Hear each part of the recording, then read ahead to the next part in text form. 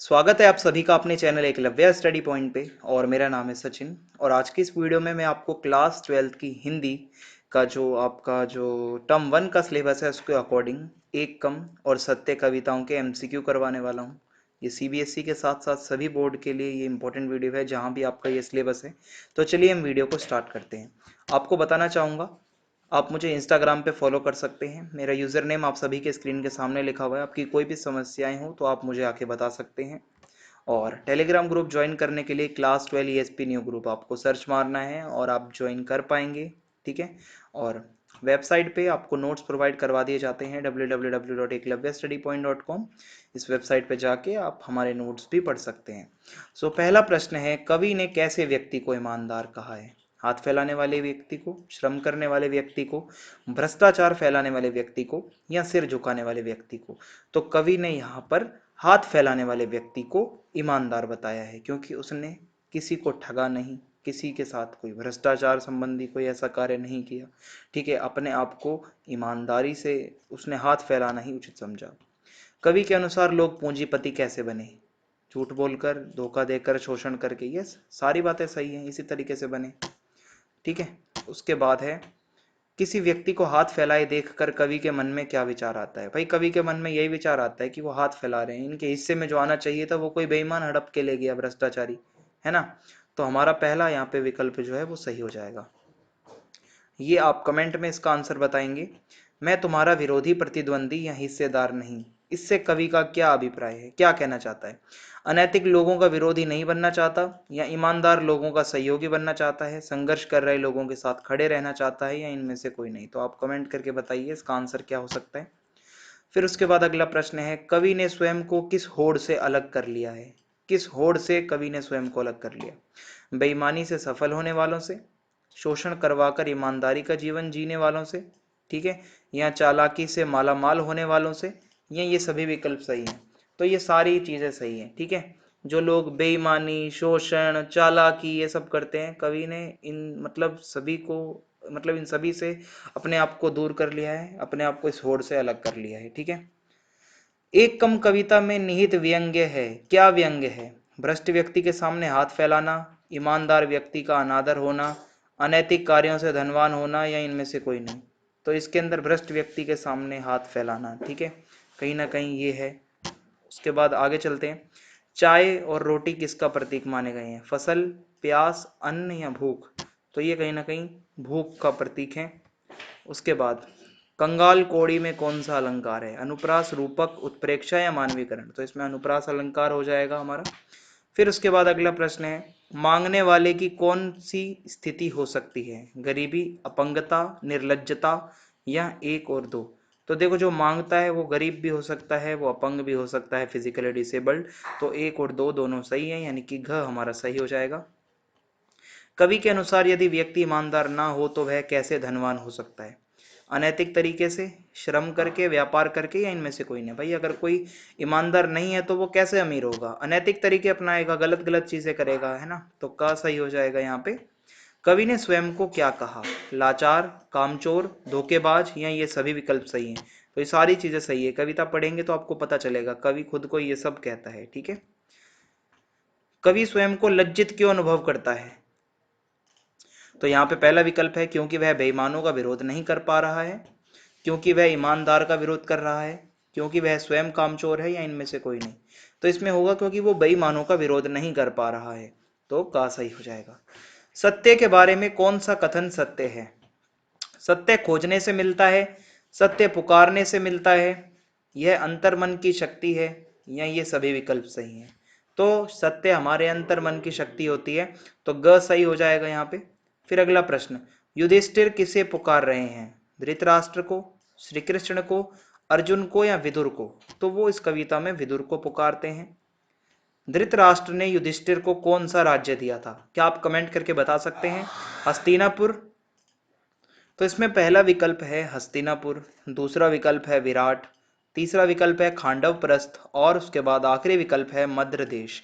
तो आप कमेंट करके बताइएगा इसमें क्या हो सकता है। फिर अगला प्रश्न है, खांडव प्रस्थ कैसा क्षेत्र था? उपजाऊ, शांतपूर्ण, जंगली, ठीक है, जंगली, या मरुस्थलीय? तो खांडव प्रस्थ जंगली क्षेत्र था। ठीक है, तो ये सही हो जाएगा। सत्य का दिखना और ओझल होना, इससे कवि का क्या तात्पर्य है? सत्य का कोई स्थिर रूप नहीं होता, सत्य को पहचानना आसान है, सत्य को पकड़ना कठिन नहीं है, या इनमें से कोई नहीं। तो इसमें होगा सत्य का कोई स्थिर रूप नहीं होता, यानी कि सत्य का दिखना और ओझल हो जाना। ठीक है, तो इससे ये बताना चाहता है कवि, तो हमारा का ऑप्शन सही हो जाएगा।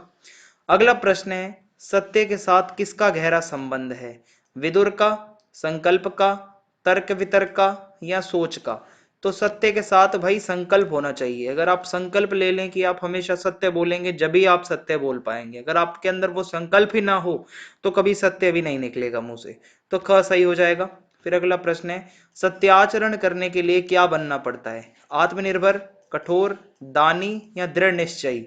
तो सत्य का आचरण करना है तो हमें दृढ़ निश्चय लेना होता है कि हम मतलब हमेशा सत्य बोलेंगे। ठीक है, तो ये सही हो जाएगा। युधिष्ठिर जैसा क्या होना चाहिए हमारे पास? धर्म, युद्ध कौशल, सत्य, या संकल्प? तो युधिष्ठिर के जैसा संकल्प होना चाहिए हमारे अंदर। ठीक है, कि जिस तरीके से वो सत्य की खोज में निकलते हैं, हमारे अंदर भी वो संकल्प हो।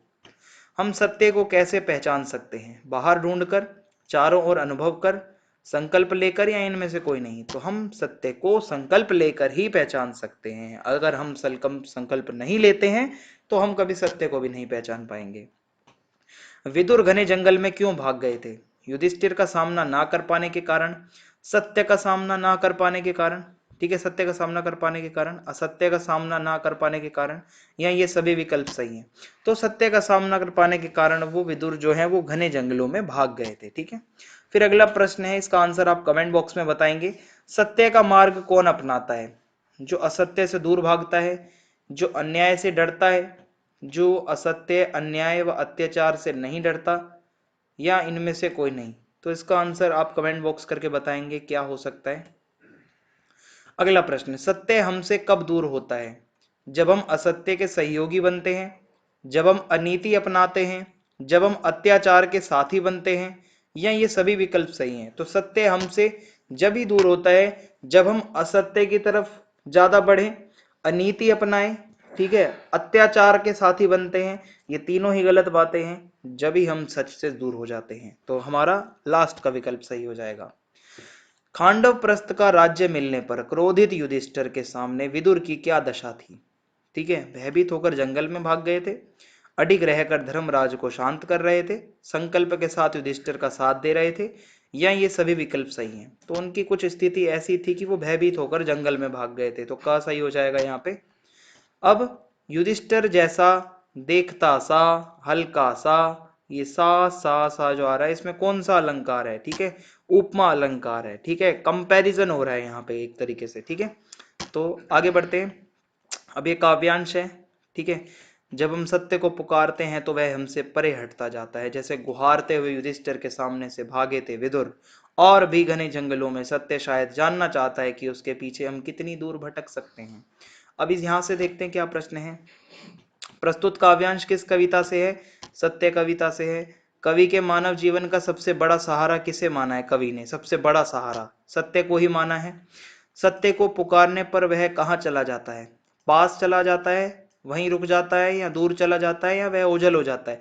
तो सत्य को पुकारने पर वो दूर चला जाता है। ठीक है, तो ये हो जाएगा इसका सही आंसर। युधिष्ठिर के पुकारने पर कौन घने जंगलों में भाग जाते हैं? भाई विदुर भाग जाते हैं, हमने पढ़ा है ये सब कविता के अंदर, तो हम बता सकते हैं। उसके बाद किन शब्दों का मानवीकरण किया गया है? जंगल का, सत्य का, चाह का, या पुकार का? तो इसमें सत्य का मानवीकरण किया गया है, सत्य भाग जाता है। ठीक है, तो ऐसे इस तरीके से हम कह सकते हैं। फिर अगला काव्यांश है, कभी दिखता है सत्य और कभी ओझल हो जाता है, और हम कहते रह जाते हैं कि रुको, हम हैं जैसे धर्मराज के बार बार दुहाई देने पर। ठीक है, कि ठहरिए स्वामी विदुर, यह मैं हूं आपका सेवक कुंती नंदन युधिष्ठिर, वे नहीं ठिठकते। अब प्रश्न देखते हैं क्या है। कवि ने सत्य पालन के संबंध में किसका दृष्टांत दिया है? श्री कृष्ण अर्जुन का? किसका एग्जाम्पल दिया है यहाँ पे? भीष्म गंगा का, या युधिष्ठिर विदुर का, या अर्जुन द्रोण का? तो कविता के अंदर युधिष्ठिर और विदुर का दृष्टांत दिया हुआ है, तो हम कह सकते हैं तीसरा जो ऑप्शन है वो सही हो जाएगा। कवि सत्य के बारे में क्या कहता है? सत्य का कोई स्थिर रूप नहीं होता, यह कभी दिखाई देता है, यह कभी ओझल हो जाता है, या ये सभी विकल्प सही हैं? तो ये सारी चीजें सही है। स्थिर नहीं होता सत्य, कभी दिखता है, कभी ओझल हो जाता है, तो ये सारे ही विकल्प सही हैं। फिर अगला प्रश्न, कुंती पुत्र युधिष्ठिर के बार बार दुहाई देने पर कौन नहीं रुकते? भीष्म, अर्जुन, विदुर या नकुल? बार बार बुलाने पर भी कौन नहीं रुकता? विदुर। वो भागते चले जाते हैं घने जंगलों में। कविता का संदेश है सत्य को सत्यवादी द्वारा पहचानना, धर्मराज की सत्यनिष्ठा उजागर करना, विदुर की सत्यवादिता का बखान करना, या पौराणिक प्रसंग का जिक्र करना। तो कविता का संदेश यही है कि सत्य को सत्यवादी द्वारा पहचानना, कि सत्य को पहचानने के लिए हमें सत्यवादी बनना पड़ता है, तो ये सही हो जाएगा। अगला काव्यांश, यदि हम किसी तरह युधिष्ठिर जैसा संकल्प पा जाते हैं तो यहां से लेकर हल्का सा प्रकाश जैसा आकार समा जाता है हम में, यहां तक ये जो काव्यांश आया हुआ है। अब इसके अंदर जो पहला प्रश्न बनता है वो ये है, कवि के अनुसार संकल्प किस जैसा होना चाहिए? कर्ण जैसा, युधिष्ठिर जैसा, विदुर जैसा या अर्जुन जैसा? तो हमारा संकल्प युधिष्ठिर जैसा होना चाहिए, दृढ़ निश्चयी होने चाहिए हम। फिर अगला प्रश्न है, सत्य की प्राप्ति के लिए किस चीज की अति आवश्यकता होती है? जिज्ञासा की, कल्पना की, स्वप्नों की या संकल्पों की? तो हमारे संकल्प होने चाहिए हमारे अंदर, जब भी हमें सत्य की प्राप्ति होती है। दृढ़ निश्चयी व्यक्ति किससे साक्षात्कार कर लेता है? अगर हमारा निश्चय दृढ़ हो तो हम सत्य से मिल सकते हैं, सत्य से साक्षात्कार हो सकते हैं। जब हम सत्य की अनुभूति कर लेते हैं, ठीक है, तब वह हमें प्रकाश से भर देता है, हमें अज्ञान से भर देता है, शक्ति से भर देता है या वैभव से भर देता है? तो वो हमें प्रकाश से भर देता है, सत्य जो है हमें प्रकाश से भर देता है, तो ये सही हो जाएगा। युधिष्ठिर जैसा संकल्प पा जाते हैं, ठीक है, इसमें कौन सा अलंकार है? जैसा, कंपैरिजन, अगेन उपमा अलंकार आ जाएगा यहाँ पे, ठीक है, सा से और ये सब में, ठीक है। फिर अगला काव्यांश, हम कह नहीं सकते से लेकर युधिष्ठिर ने खांडव प्रस्थ से इंद्रप्रस्थ लौटते हुए। अब ये पूरा जो काव्यांश है, यहां से जो प्रश्न आए हुए हैं मैं आपको वो बताता हूं। सत्य का आभास होने पर कवि को कैसा अनुभव हुआ? कोई स्फुरण नहीं हुआ, कोई ज्वर नहीं आया, कोई कंपन नहीं हुआ, ये सभी विकल्प सही हैं जी, ये सारी बातें सही हैं, ठीक है, तो ये सही है। महाभारत के किस प्रसंग का उल्लेख किया गया है इसके अंदर? खांडव प्रस्थ प्रसंग, लाक्षागृह प्रसंग, चक्रव्यूह प्रसंग या चीरहरण प्रसंग? तो ये खांडव प्रस्थ प्रसंग की बात है, जिसमें युधिष्ठिर और विदुर का जो है दृष्टांत देते हुए कवि बताते हैं। आज के मानव में किसे पहचानने की सबसे बड़ी समस्या है? आज का जो इंसान है वो सत्य को नहीं पहचान पाता, झूठ का सहारा लेता है। अगला प्रश्न, हमारी आत्मा में क्या कभी कभी दमक उठता है? सत्य का प्रकाश, ईश्वर की कृपा का प्रकाश, प्रकृति का चमत्कार या महाभारत का महामत्य? ठीक है, महात्म में, तो इसके अंदर सत्य का प्रकाश हमारे अंदर कभी कभी दमक उठता है। अगर हम दृढ़ निश्चयी हो तो हम हमेशा सच बोल सकते हैं। युधिष्ठिर खांडव प्रस्थ से इंद्रप्रस्थ लौटते हुए माथे से नीचे क्या कर दिया था उन्होंने? ठीक है, युधिष्ठिर ने मुकुट, तुणीर, धनुष या ढाल? तो उन्होंने अपने मुकुट को माथे से नीचे कर लिया था युधिष्ठिर ने खांडव प्रस्थ से इंद्रप्रस्थ लौटते हुए। तो इस तरीके से हमारी ये वीडियो समाप्त होती है। चैनल को सब्सक्राइब करना ना भूलें, कमेंट करके जरूर बताएं वीडियो कैसी लगी, ज्यादा से ज्यादा इसको लाइक कर दें वीडियो को। जय हिंद, जय भारत, बहुत बहुत धन्यवाद आप सभी का वीडियो को देखने के लिए।